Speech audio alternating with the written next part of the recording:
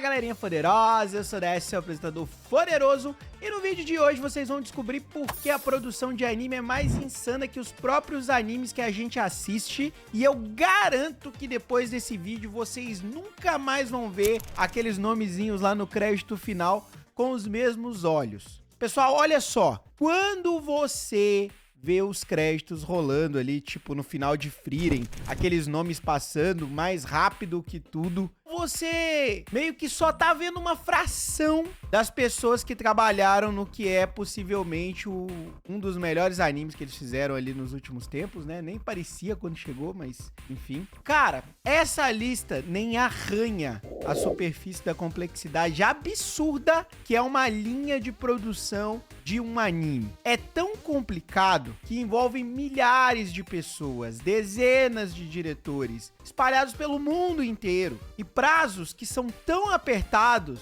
que a maioria dos animes começa a ir pro ar antes mesmo do episódio 5 tá finalizado, e é um por semana. Então, tipo, eles estão trabalhando sempre com um mês de frente. Eu vou te explicar hoje como funciona essa loucura toda, mas antes eu vou pedir você para deixar aquele like poderoso, se engaja nos comentários, assiste o vídeo até o final, deixa like, se inscreve pra gente chegar logo aí nos 5.000 inscritos. E vamos lá. Primeiro, como que surge a ideia de um anime? A editora de um mangá popular, por exemplo, né? Vamos pelos caminhos normais, vamos por um mangá. Vai até uma rede de TV, uma gravadora e uma marca de merchandising para poder criar o tal do comitê de produção, o herói ou o vilão em muitas situações. Todo mundo bota dinheiro na mesa para poder financiar a adaptação e em troca eles vão receber uma fatia da receita que esse anime vai gerar, dependendo de quanto eles colocaram. Esse comitê então escolhe um estúdio de anime que vai cuidar desse processo todo, contrata então um produtor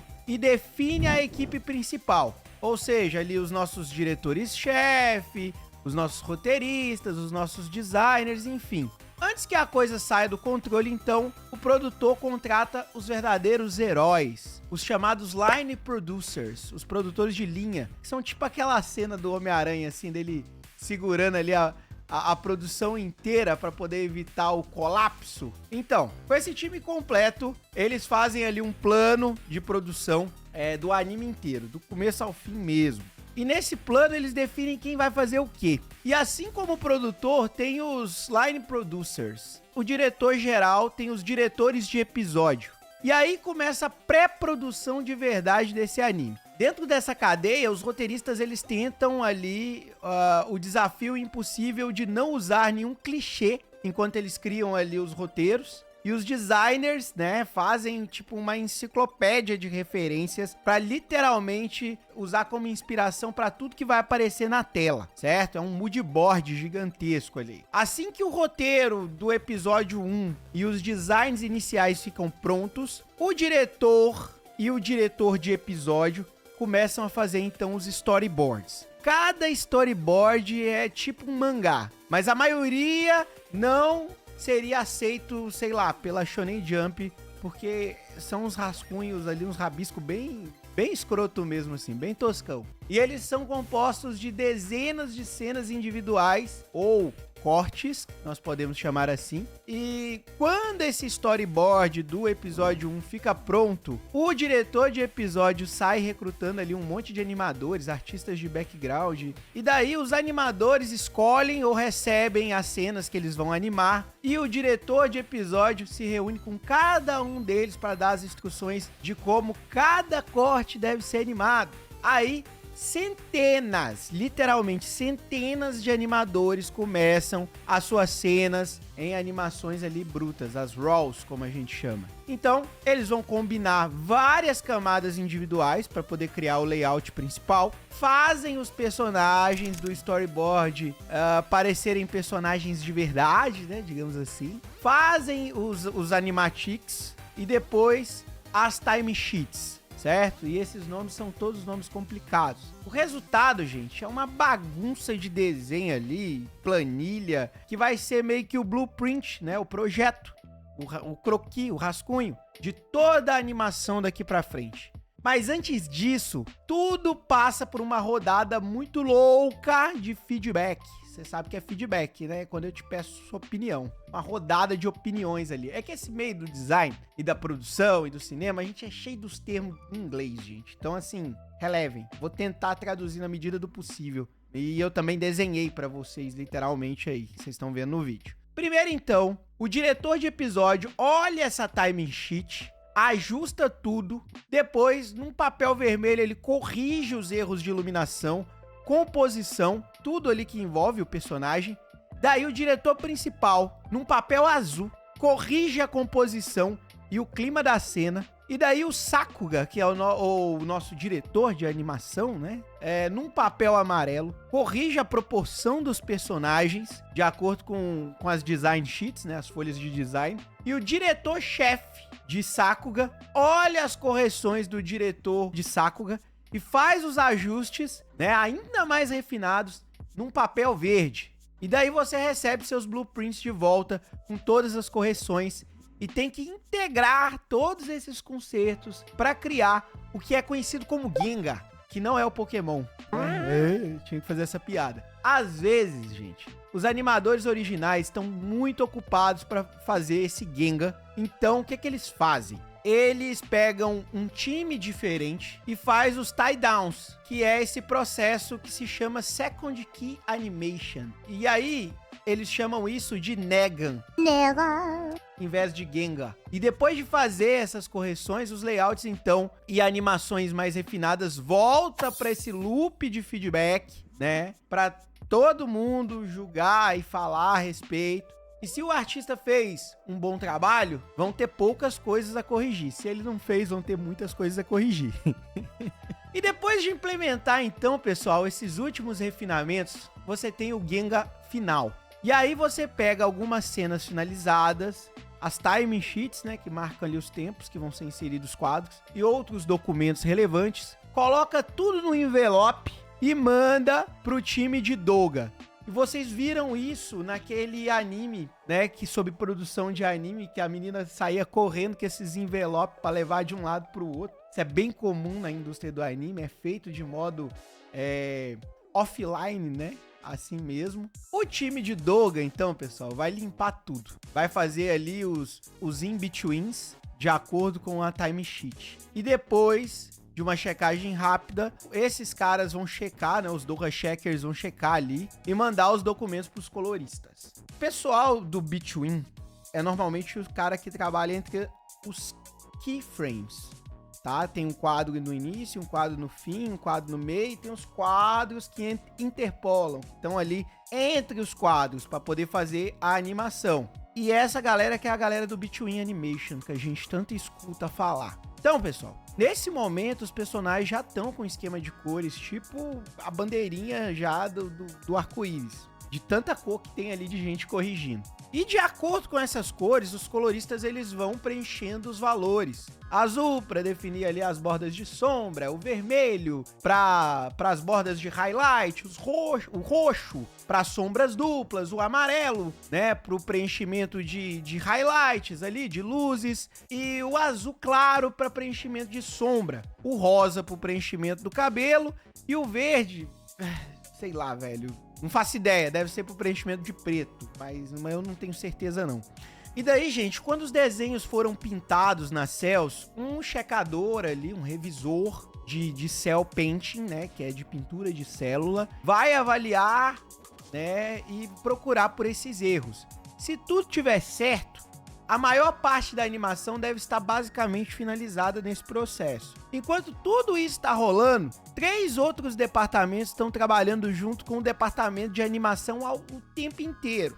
O departamento de background, que está ali fazendo centenas de background para cada um dos episódios, dentro da sua própria hierarquia, com a supervisão do diretor de background, que são os fundos, né, dos desenhos, dos animes. Enquanto isso, por fora tem os nossos azarões da produção de anime, o departamento de CG 3D, que estão ali com as mãos cheias, ajudando todos os departamentos. Eles ajudam ali os animadores dos quadros chaves, que são os Key Animators, criando os props, e às vezes criam ali mockups também de cena. Eles ajudam os artistas de efeito, criando efeitos fodas que a gente vê, explosões de luz, Kamehameha, Rasengan, enfim.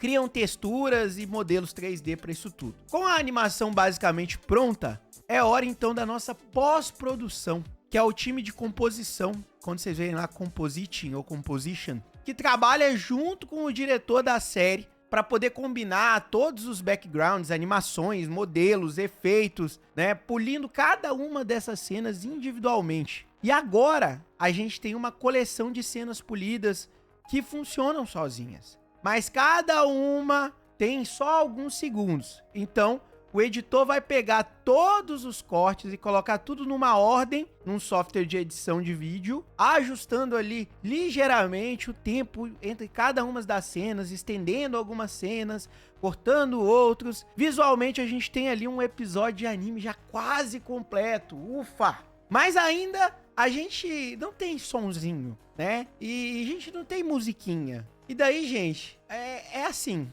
a música é quase sempre feita por um artista freelancer ou uma gravadora em paralelo com a animação, com o background, com o 3D, mas as vozes geralmente são gravadas sob a supervisão do diretor. E aí vem um detalhe, né? Elas são gravadas sob a supervisão de um diretor de som logo depois que os storyboards saem, embora possam ser feitas a qualquer ponto da produção, inclusive no final. E daí a gente tem os engenheiros de áudio, de novo, com o diretor de som, combinando essa animação editada com a trilha sonora, com os efeitos sonoros. E quando eu falo os efeitos sonoros, eu tô falando, se eu pego essa caneta, e essa caneta é uma espada, e eu faço isso aqui com ela, aquele barulho de tem que ser colocado pelo engenheiro de som. Cada pontinha, uma pisada de um personagem no chão, se faz um barulho, o cara tem que colocar esse efeito de som dessa pisada. Tá? E daí ele vai usar banco de som, ele vai capturar o próprio som, enfim. E aí, gente, depois eles pegam tudo isso, essa animação editada com a trilha sonora, os efeitos sonoros, as vozes, mixa tudo isso, mistura todos esses áudios, fazem ali uma checagem, e esse é o processo de fazer apenas um episódio. E isso é uma versão assim muito simplificada de uma coisa que é muito complicada. Eu tô falando aqui pra vocês. E se você achou difícil de entender esse vídeo, pense assim, poderia ser muito pior, é muito mais complicado que isso. Mas a parte mais difícil de fazer o anime não é toda essa linha de produção em si. É o que essa linha de produção significa, certo? Lembrem-se, não estamos fazendo um episódio, estamos fazendo 12, 24, estamos fazendo One Piece, milhares. É desenhar, escrever, fazer arte, isso tudo leva muito tempo. E mesmo se você entregar isso pros dois animadores ali mais talentosos do planeta Terra inteiro, ganhando $1 milhão, eles não vão dar conta de fazer ali uma obra-prima em, sei lá, 2 dias, 2 semanas. Então, a única forma de ir mais rápido é expandir, é contratar mais gente, é subdividir cada uma dessas partes em centenas de partes, certo? Encontrando pessoas para poder ajudar e fazer cada uma delas. Como Liner Producer, ao invés de só passar por esse diagrama que você estava aí acompanhando, centenas e centenas de pessoas simultaneamente, né, vão trabalhando em partes completamente diferentes de todas as obras. Por isso, se vocês procurarem, por exemplo, o elenco do anime favorito de vocês ali no My Anime List, você vai ver uma lista infinita de pessoas. E ainda assim não é o suficiente.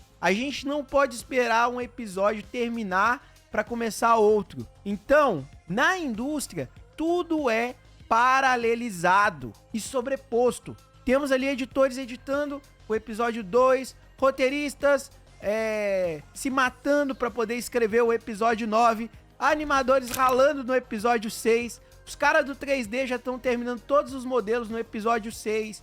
Então, agora eles só estão ajudando quem tá se afogando mais. E é um caos que é lindamente orquestrado ali pelo nosso diretor geral. Mas os grandes estúdios nunca trabalham em só um projeto por vez. E com centenas de pessoas trabalhando em cada episódio, você esperaria que eles contratassem milhares de funcionários, certo? Errado. Eles simplesmente não podem. Então, eles emprestam, terceirizam, subcontratam. Na verdade, os grandes estúdios nem animam a maior parte dos animes pelos quais eles levam crédito. O segredo sujo de como os estúdios líderes da indústria fazem as coisas, né? A gente pode pegar ali Mappa, Witch, A1, como eles conseguem produzir tantos animes consistentemente, é que eles não operam só como estúdios de animação, eles operam como empresas de construção. Pensa assim como uma empresa de construção, ao invés de fazer todas as tarefas intensivas ali, manuais, sozinhos, as empresas de anime, elas delegam grande parte dessa produção. Se a gente for olhar, por exemplo, o Frieren na Anime News Network e rolar lá embaixo até as empresas japonesas, nós vamos ver que cada estágio de produção foi feito não por um, mas por múltiplos estúdios, só para eles poderem conseguir fazer na velocidade necessária. O mais louco é que esse processo de terceirização não para só nessas empresas. Não, sério. Até os estúdios para quem você delega só uma pequena parte da sua produção vão ter que terceirizar para outros estúdios, que por sua vez terceirizam o trabalho deles para mais gente. E ainda assim, apenas um atraso, um pequeno atraso nesse sistema gigantesco, sem rumo, vai levar a atrasos em cascatas por toda essa linha de produção. Isso é o que é preciso para poder lidar com essa carga de trabalho insana para fazer anime nesse ritmo atual. Eu denunciei esse tipo de coisa, a exploração desses profissionais, no outro vídeo que eu fiz aqui no canal, que ninguém prestou atenção, ninguém assistiu. Se vocês quiserem assistir, assistam. De longe, gente, a coisa mais importante para os investidores não é a qualidade ou o hype que o anime vai gerar. Não! A única coisa que eles esperam de um estúdio é terminar no prazo. Imagina construir um arranha-céu com uma visão artística única numa tempestade de tipo, sei lá, categoria 5, com times do mundo inteiro que nem falam a mesma língua trabalhando junto com o que você tá criando. E você não pode adiar a data de abertura, então já tem, tipo, tudo andando ali, os andares e tal sendo montados, e aí você vai no seu engenheiro e ele fala: ei, chefe, acabei de completar o 80º andar e tá ficando legal. Posso dar uma olhada no blueprint finalizado? Blueprint finalizado? Tipo, como o prédio vai ficar quando terminar, gente? Tipo, como esse prédio vai ficar quando terminar?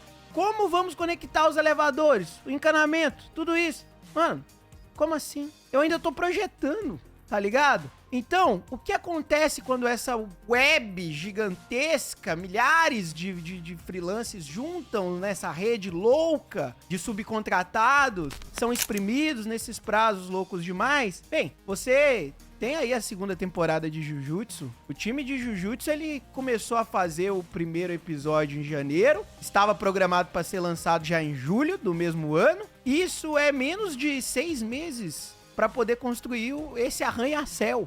Então, tipo assim, um dos animes mais populares do mundo, que é 2 vezes maior do que os animes normais já. Então, quando toda essa cadeia de suprimento sobrecarregou, quando milhares de pessoas em dezenas de subcontratados e seus subcontratados estavam com as mãos cheias, os diretores de episódio, que vocês têm que lembrar que são muitas vezes apenas freelancers ali de confiança, tiveram que literalmente contratar artistas pelo Twitter para conseguir um pouco mais de suco ali espremendo esse limão louco. Pessoal, a gente meio que trata anime como se fosse feito por uma única entidade, algum monopólio responsável pela coisa toda. O estúdio, os animadores, os produtores. Mas vocês descobriram hoje que não é bem assim, né? Então, assim, no mais, nada mais, espero que esse vídeo tenha mostrado a quantidade absurda de trabalho necessário para se fazer um anime. Que por trás de cada pequeno traço, cada shot,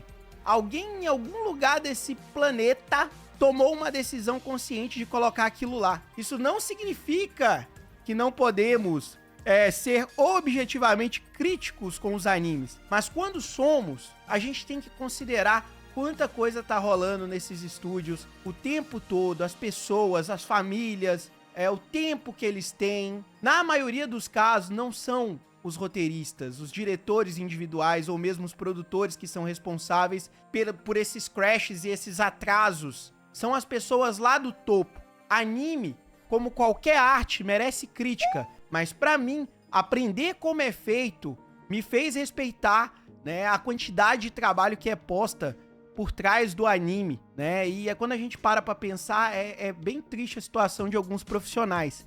Eu não consigo parar de pensar nessas milhares de horas, nesses centenas de animadores, todas as pessoas ao redor do mundo que dão o seu melhor para trazer uma verdadeira obra-prima ou mesmo um anime de merda. E é por isso que vocês nunca mais vão ver esses créditos finais com os mesmos olhos. Galerinha poderosa, esse foi meu vídeo, eu tentei simplificar o máximo possível. É um vídeo mais longo que o habitual, assistam tudo. Assistam mais de uma vez, vamos fazer esse vídeo bombar. Vamos compartilhar ele para mais e mais pessoas se conscientizarem como são feitos os animes, ok? Eu vou ficando por aqui, até a próxima, tchau, tchau.